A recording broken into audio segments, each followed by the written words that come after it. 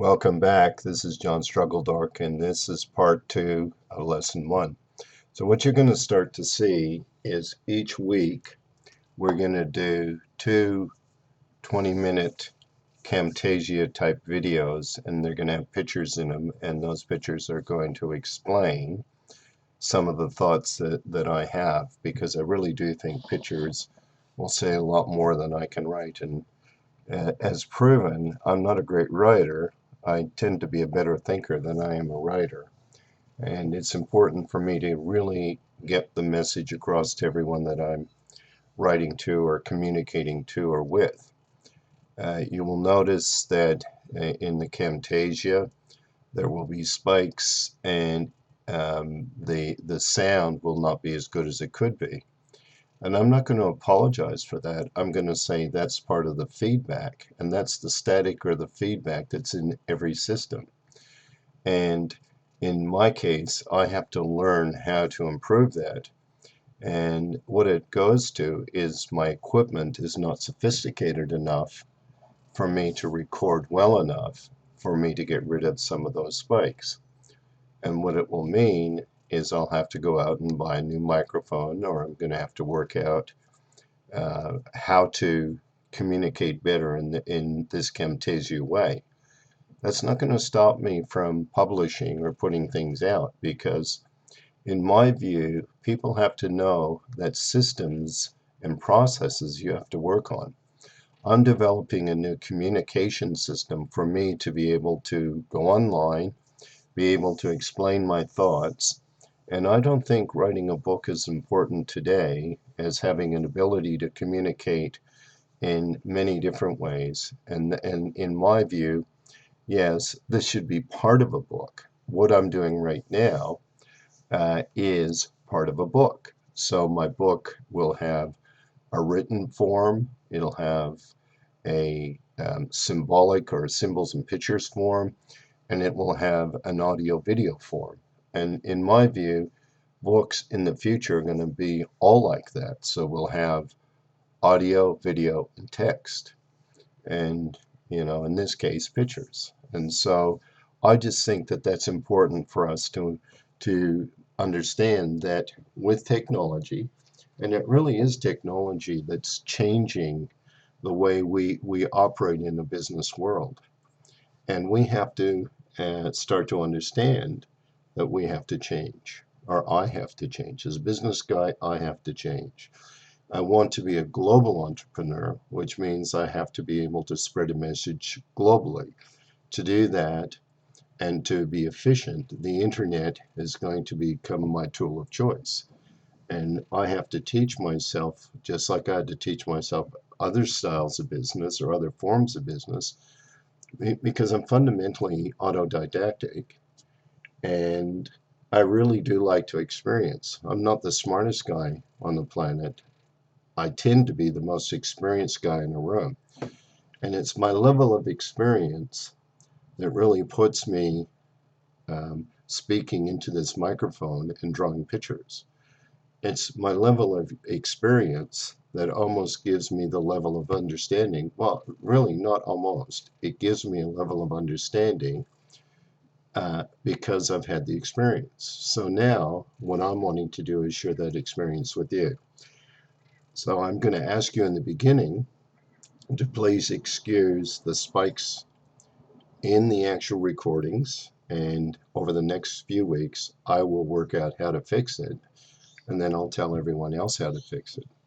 If you look at my slide, you will see that I'm using PowerPoint, and inside the PowerPoint, or inside Camtasia, is what I use for PowerPoint. So I assemble my picture here, and I assemble it in PowerPoint, and then I put a bunch of ideas together, and then I record it with a Camtasia Studio. And to give you an idea, the Camtasia Studio costs $300. And I'm able to communicate in this form, and reasonably okay, I think, given my level of skill, to be able to communicate at a higher level than just a written book. And so now you get a little bit of my personality, and you get a little bit of my expertise or lack of expertise in any given thing. I think that's important to understand that businesses today is not about winning and losing. It's about always being your best. And always being your best doesn't mean that you are the best. It means that you always want to be your best. And so, from my perspective, I don't just want to write a book. I want to be able to not only write a book, I want to demonstrate the book in audio, video, and text. So, here we go. And here's where we start. If you remember from Camtasia 1, I was speaking about a guy that I've studied for 22 years now, R. Buckminster Fuller, and really I've studied synergetics, geometry of thought for the last, I guess, 5 years intensively, and I've applied it to business. And I don't like speaking about things that I haven't experienced. If I've experienced it, then I'm willing to share it. If I don't really understand it, I don't like talking about it. So when I talk about something, I have a very high level of understanding of it because I've got a high level of experience. So let's start in on this picture or on this PowerPoint. If you can see here at the top, again, I go back to italics minus italics plus 1. And what I'm saying to you that everything that we do, something's already there as a 1. And when we start at 0, and then we start to create a 1. And what we're looking to do is go to evolution. And Fuller says evolution equals accelerating accelerations plus ephemeralization. And what he means is that everything, like when you start to design your system, it starts to accelerate. And then as it starts to accelerate, you have something else that starts to accelerate. And then all of a sudden, it will go to what's called ephemeralization. And an example of that is that I'm a master of setting up new business. And I know that the only real way to set up a business fast is by human contact. And so what I do is I design systems that seemingly start very slow. So I'll make a call, and then I'll have a follow-up, and I'll have a follow-through. And as I make a call, follow up, and follow through, things start to happen automatically, or they ephemeralize. That's what ephemeralization is they all start to happen. And so I make a call, follow it up, follow through, and then I'm making other calls, following up and following through. And I do that over time. And as I start to make sales, my sales start to be my call. And people are used to seeing me, and they're used to knowing what I do, and I don't have to tell them. In the beginning, I have to actually explain what I do. And over time, they know what I do, so it starts to accelerate, and then you have accelerating accelerations, which means that I have more sales. And the interesting part about it is once my customer knows me and understands what I do, I don't have to explain that. But if I don't go into definition in the beginning, it's nearly impossible for me to be able to get my business going. And I know people say, oh, you should market and you should sell. In my reality, in over 30 years in business, the best way to start a business is human touch, and follow up and follow through. And it's best to know who you're looking for. It's best to target. And when you target, all of a sudden, it starts moving faster for you. And I've heard lots of people tell me that, oh, you should be doing this and you should be doing that. My experience, you have to follow a process on the way through. I make a call, I follow it up, I follow through on it, and I do it 4 times in 10 days. And I target my sale. I'm constantly looking to sell. I'm educating my customer to buy. I don't try to trick them in buying. I educate them as to why they should buy from me. And I think that's a fundamental difference between knowing sales technique and knowing why people will buy from you. I don't necessarily want to sell to anyone. I want those people to buy from me because I want it to repeat. And if it repeats, I can get what's called an acceleration, and ephemeralization. And that's what I'm always looking for. Now, the next part of what Fuller says is precession. Precession, and what he says is bodies on motion, and it's my body or my business body in motion on other people's business bodies or that. And it's always in motion. We're always doing something. So I'm calling or phone calling, I'm sending branding materials, I'm sending marketing materials, and it's always in motion. It never stops. And I make sure that I'm always in motion. And it doesn't mean that I'm pestering somebody, but I can assure you that anyone that does business with us knows that we're out there doing business, and we remind them constantly. In the world of noise, the way to break through the noise is contacting in a non-noisy way. I believe that human to human or being to being is the best way to build a business. Once people get to know you, you can use the radio, you can use the newspaper, you can use the TV. Why would you, in design, why would you start that way? It's a very expensive way to start a business.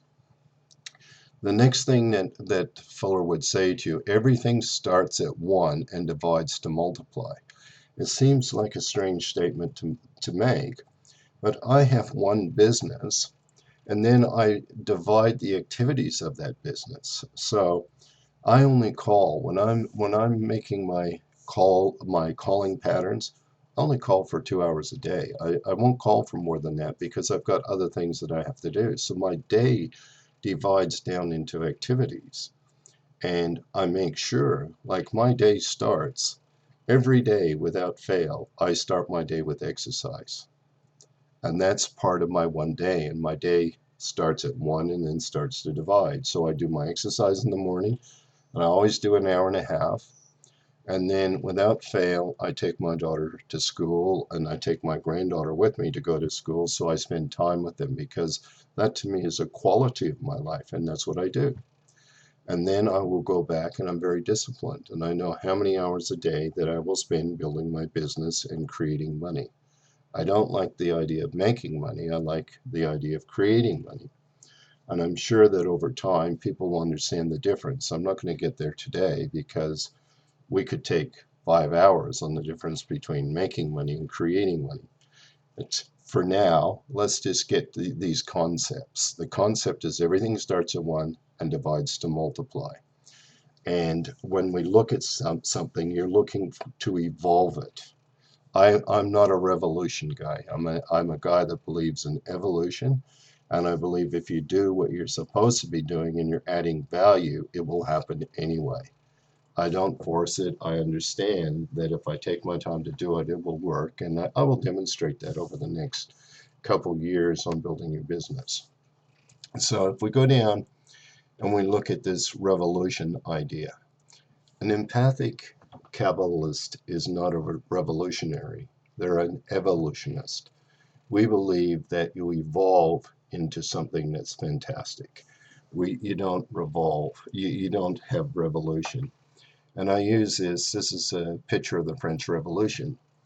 And I do not understand how it is that I can stand on dead bodies and plant a flag and think that that's a good idea.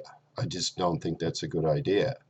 So for me, going to a revolution to change something makes absolutely no sense.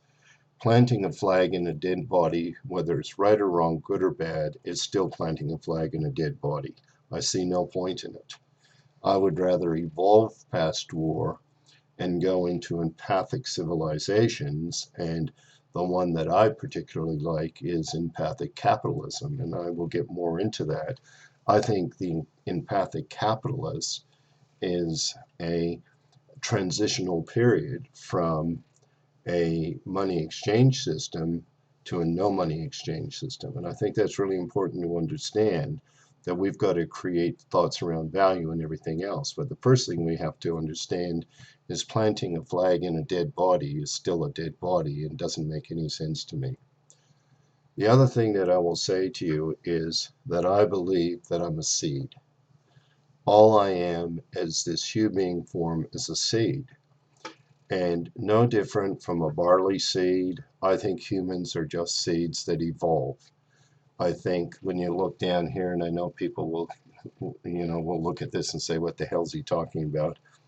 But we're really at this point of evolution, which is into a spirit form. Because our brain and our mind are so large now and so big and so comprehensive, Fuller would say we know a little bit about something.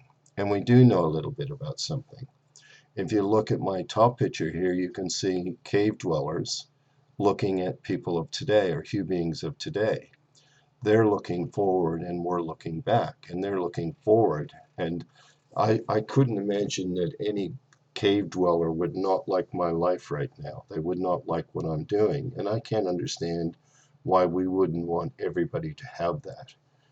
I think that we could change the world tomorrow. We could absolutely change the world tomorrow with one decision. And that decision to me would be that no baby would be born malnourished anywhere in the world.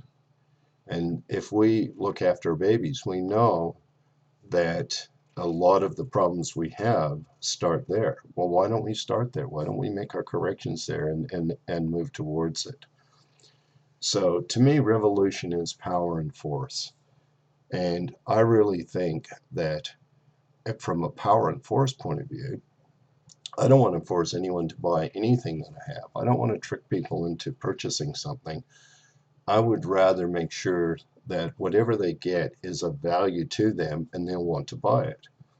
Because if I want somebody to work with me and do ever more with ever less, then if I have the right customer, the right targets, the right exchange prices, then I'm going to be able to create a margin. I'm going to add value, I'm going to make a profit, and I'm going to repeat. And that to me is as simple as it gets. Always looking for margin. I don't believe in this garbage of free anything. I think that is just pure trickery, looking for a way of getting someone to come and do something, and then eventually lowering the drawbridge and saying, okay, this is what I really wanted. Well, why didn't you just tell me what you really wanted in the first place? I've got great experience in this. I've watched it over and over again where people offer something for free and they end up tricking someone into something else. That's not me. I don't like that. I just think it's ridiculous. Nothing's free. Everything has a cost. Now, it might be free in a price. It could never be free in a cost. There's either energy, space, time, material. There's always something being exchanged. And so just because I didn't charge you in terms of a price and you believe there's not a cost, that just does not happen. There is always a cost. So we get to the final thing of this Camtasia video is I believe that words are leading calibrators, and you measure your words by numbers, which are lagging calibrators. And I think both are multiplied by symbols. And what I mean by symbols are these pictures, these colors, uh, these numbers. All of that is what allows us to multiply something. And I think the most important thing to understand is, especially in our world today, with what we understand today, everything that we do is divided by our own focus. If I don't believe I can do it, I can't do it. If I don't believe that it's going to happen, it won't happen. And if I can focus on something, it usually really is about time and timing. So time, timing, sequence, and lag. And, I hear it so often. People say, I predicted that. Well, good luck. I think you can be predictive. I just don't think you can be predicting. As I said in my last Camtasia video, I said that in my view, if I think it's going to take a year, it usually takes 3. And the other thing that I think is really important to understand in this picture is down here. It says space negative, space positive. God design is 1, 1. That means that you cannot get out of universe, and everything that we do is inside universe. It's inside the space. In designing anything, you must understand you have to look at what the space is first. And in a God design, it's space first. Thank you. John Struggledork out.